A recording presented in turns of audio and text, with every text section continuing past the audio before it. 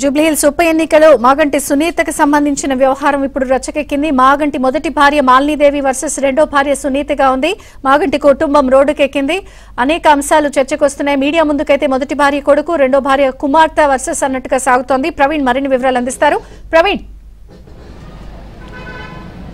జూబ్లీహిల్స్ ఎన్నికల కొనసాగుతున్నటువంటి నేపథ్యంలో ప్రస్తుతం బీఆర్ఎస్ అభ్యర్థిగా మాగంటి సునీత ఆమె అభ్యర్థిగా పోటీ చేయడం జరిగింది. అయితే ఆమెకి ఇచ్చినటువంటి ఫ్యామిలీ సర్టిఫికేట్ పైన ఇప్పుడు వివాదం తలెత్తింది.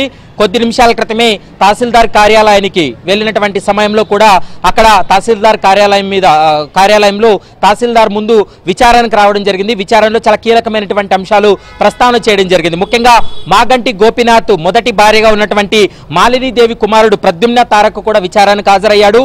ఇప్పటికే రెండో భార్య మాగంటి సునీతకు ఫ్యామిలీ సర్టిఫికేట్ ఇచ్చిన దానిపైన అభ్యంతరం వ్యక్తం చేస్తూ మాగంటి గోపీనాథ్ చనిపోయినటువంటి దగ్గర నుండి ఇప్పటి వరకు జరిగినటువంటి పరిణామాలన్నిటిపైన కూడా తహసీల్దార్ కార్యాలయంలో తన విచారణకు హాజరయ్యి తనకున్నటువంటి అభ్యంతరాలన్నీ కూడా ఆ తహసీల్దార్కు చెప్పినటువంటి పరిస్థితి కనపడుతుంది. మరోవైపు ఈ రోజు విచారణలో మాగంటి గోపీనాథ్ తల్లి కూడా ఆమె మహానంద కుమారి కూడా ఈ రోజు విచారణకు హాజరయ్యింది. విచారణ తర్వాత తాను పూర్తిగా మొదటి భార్య కుమారుడైనటువంటి ప్రద్యుమ్న తారకే తన వారసుడని, అతడే మాగంటి గోపీనాథ్ కుమారుడు అంటూ కూడా ఆమె స్పష్టంగా తహసీల్దార్ కార్యాలయంలో చెప్పినటువంటి పరిస్థితి. మరోవైపు ఫ్యామిలీ సర్టిఫికేట్ ఇష్యూ చేసినటువంటి సమయంలో అతని పేరు లేకపోవడం పైన అభ్యంతరం వ్యక్తం చేస్తున్నామనేటువంటి అంశాన్ని కూడా వాళ్ళు స్టేట్మెంట్ రూపంలో ఇచ్చినటువంటి పరిస్థితి కనపడుతుంది. ఇక మీడియాతో మాట్లాడినటువంటి సమయంలో కూడా మాగంటి గోపీనాథ్ తల్లి మహానంద కుమారి సంచలన ఆరోపణలు చేయడం జరిగింది. మాగంటి గోపీనాథ్ అస్వస్థకు గురయ్యి హాస్పిటల్లో చేరితే కొడుకును చూడడానికి వెళ్ళినటువంటి సమయంలో అక్కడ అడ్డుకునేటువంటి ప్రయత్నం చేశారు. కనీసం తన కొడుకును చూడడానికి కూడా తనకు అనుమతి ఇవ్వలేదనేటువంటి ఒక సంచలనమైనటువంటి ఆరోపణలు చేసినటువంటి పరిస్థితి ఉంది. హాస్పిటల్ దగ్గర కేటీఆర్ ను వెళ్లి కలిసేటువంటి ప్రయత్నం చేసినప్పటికీ కూడా కేటీఆర్ పట్టించుకోలేదనేటువంటి అంశాన్ని చెప్పడం జరిగింది. మాగంటి గోపీనాథ్ మృతిపై తనకు అనేక అనుమానాలు ఉన్నాయి, ఖచ్చితంగా ఏ విధంగా చనిపోయాడు అనేటువంటి అంశానికి సంబంధించి మాకు ఖచ్చితంగా న్యాయం కావాలనేటువంటి అంశాన్ని కూడా ఆమె పదే చెప్పినటువంటి మాట మనకు కనపడుతుంది.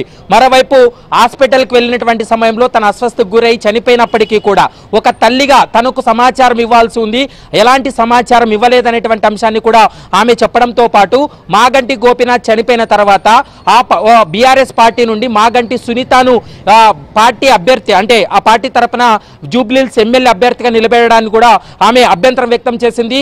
కనీసం పార్టీకి సంబంధించినటువంటి నేతలు ఎవరు కూడా మాగంటి గోపీనాథ్ తల్లిగా ఉన్నటువంటి తనను పట్టించుకోలేదని, తనను ఎవరు కూడా అప్రోచ్ అవ్వలేదనేటువంటి అంశాన్ని కూడా స్పష్టం చేసినటువంటి పరిస్థితి కూడా కనపడుతుంది. మరోవైపు మొదటి భార్య కుమారుడు కూడా ఈ రోజు స్టేట్మెంట్ ఇవ్వడం జరిగింది.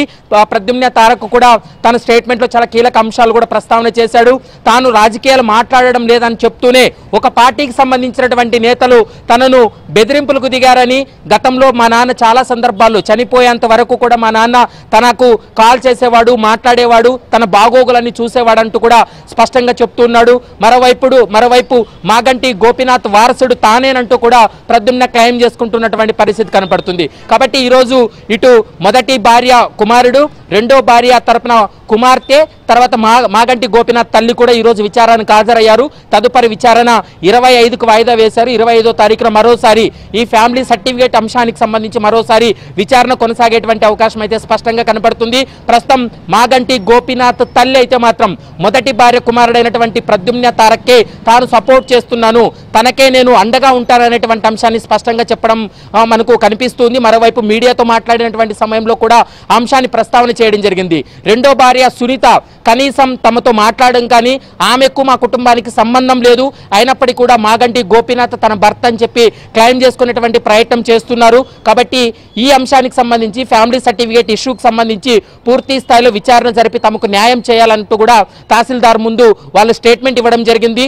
మరోవైపు సునీత కూతురు కూడా ఈరోజు సునీత కూతురు రిషిరా కూడా ఆమె వ్యక్తిగతంగా తన అడ్వకేట్ తోటి బీఆర్ఎస్ లీగల్ సెల్ లో పనిచేసేటువంటి అడ్వకేట్ లలితారెడ్డి తోటి ఆమె విచారణకు హాజరైంది. వారు చెప్పాల్సినటువంటి వర్షన్ కూడా తహసీల్దార్ కార్యాలయంలో కూడా వారు స్టేట్మెంట్ ఇవ్వడం జరిగింది. రెండు స్టేట్మెంట్లు పరిశీలించిన తర్వాత మరి అధికారులు ఎలాంటి నిర్ణయం తీసుకోబోతారనేది మాత్రం చూడాలి. కానీ ఇప్పుడు అసెంబ్లీ ఎన్నికలు జరగబోతున్నటువంటి నేపథ్యంలో ఇప్పుడు ఫ్యామిలీ సర్టిఫికేట్ అంశానికి సంబంధించి వివాదం తలెత్తింది కాబట్టి ఈ ఎన్నికల్లో అది ఏదైనా ప్రభావం చూపబోతుందా అనేది మాత్రం చూడాలి. కానీ వీళ్ళు లీగల్ గా అయితే మాత్రం లలితారెడ్డి చెప్పినటువంటి వర్షన్ అయితే మాత్రం ఎలక్షన్ కి దీనికి సంబంధం లేదు, మేము లీగల్ గా ఉన్నామని చేస్తామని చెప్తున్నప్పటికీ కూడా ఇప్పుడు మాగంటి గోపీనాథ్ తల్లి చేసినటువంటి ఆరోపణలు, మరోవైపు మొదటి భార్య కుమారుడు చేసినటువంటి ఆరోపణలకు సంబంధించి అయితే మాత్రం అధికారులు దృష్టి పెట్టేటువంటి అవకాశం ఉంటుంది.